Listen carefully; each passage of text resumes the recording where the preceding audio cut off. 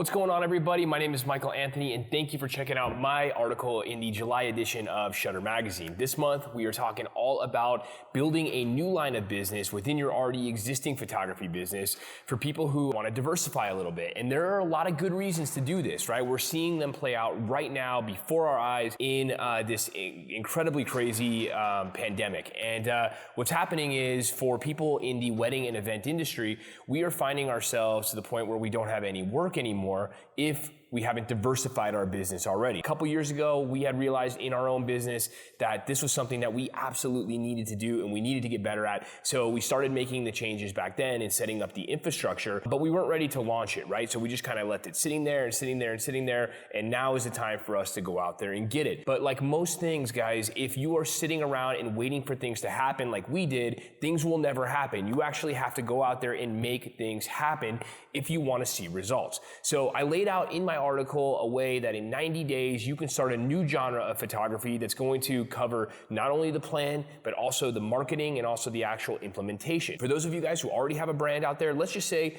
you're a wedding photographer and you want to jump into, say, headshots or even high school seniors. There's a couple things you're going to need to get started, okay? You're going to need, obviously, your existing brand. I don't recommend making an entirely new brand. We tried that before and it's just a lot to market. It's better to just have one brand. But in addition to having your branding, you're also going to need assets. You're going to need images. So if you don't have portfolio or any portfolio at all, and that's what I'm going to assume that we're working with right now. If you guys, let's just say you want to get into headshots or seniors and you have zero senior photo shoots, zero headshots, right? You have to build a little bit of a portfolio to get going, right? We're going to have to take that step before we get into the other things that I laid out in the article. So that's when you're going to do things like model calls, right? You're going to even hire a model if that's something that you have the means to do, and build a little bit of a portfolio. I always tell you, your portfolio is the greatest asset that you have in your business.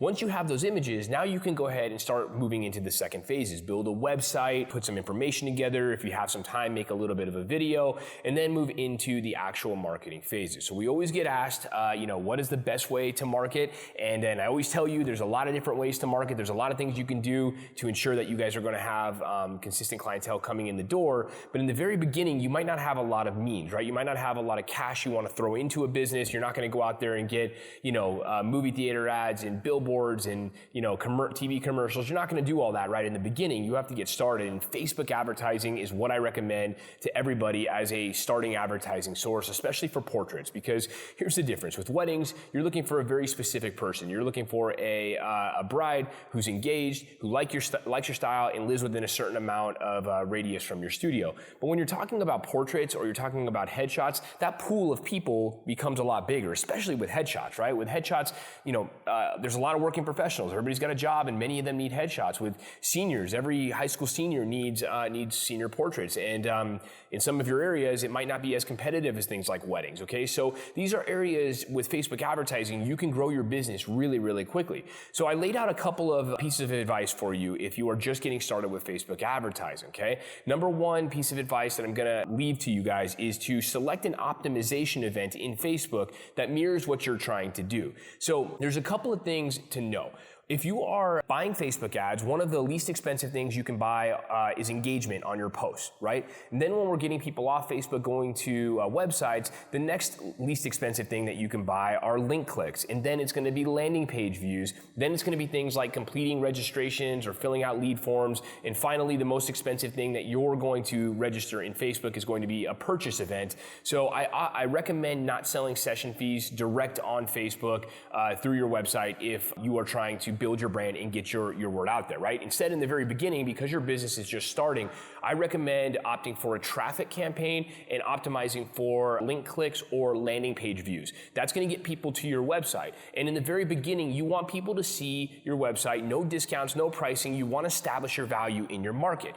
After a couple of weeks goes by, now you can run a sale. And what I recommend for a lot of you, especially doing senior shoots, this won't work so much for headshots, but for senior shoots, I recommend running a free session giveaway or a highly discounted session fee. And when you do that, you give yourselves the opportunity to make money from those sessions, which is obviously what we all want to do, but you're also building your portfolio, which if it's a new line of work, is going to be something you absolutely have to do. So after you build that portfolio, you have, jobs coming in, you have consistent sales, measure those results, look back, see where they're all coming from, and make sure that your advertising dollars are going to good use. And if those advertising dollars are going to good use, at that point now it's time to scale into other things. Just understand, like your own business, okay? And I tell everybody this story. When we started Michael Anthony Photography, the first year in business, we lost $40,000. It was a strategic loss, if you will. We were investing in the business, and I knew that the things we were setting up were going to be one-time purchases or very rare purchases like equipment or other things, infrastructure within our business.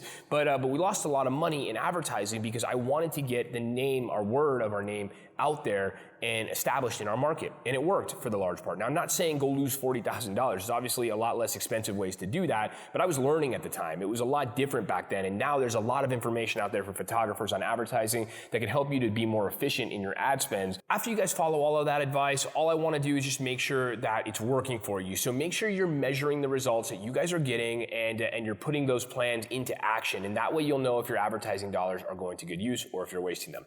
That's all I have for you guys this month. Thank you so much for checking out my article, and we'll catch you next month in Shutter Magazine.